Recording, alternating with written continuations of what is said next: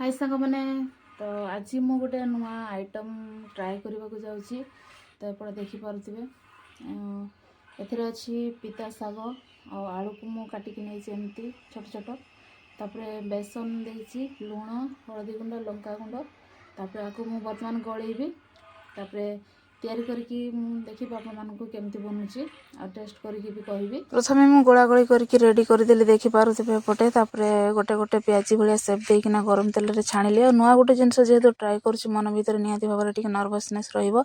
जदि आपण माने एमती बनेकी खाइछन्ती पिता शाग को निहाती मते कमेंट रे कहिबे। तो सांग माने तमरो पिता शाग बड़ा बनिकिना रेडी हेइछि वर्तमान तो बढ़िया देखा जाउछि ना तो पूरा प्याजी बड़ा बढ़िया दिसुछि।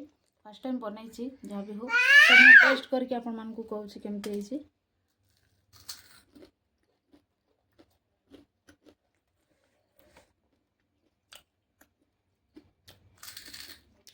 बढ़िया लगुच मैंने पिता शाग जेहेतु तो पिता टिके लगे ही तापर आलू मिसी जेहेतु तो टिके क्रिस्पी बनी किंतु बढ़िया बनी सुपर।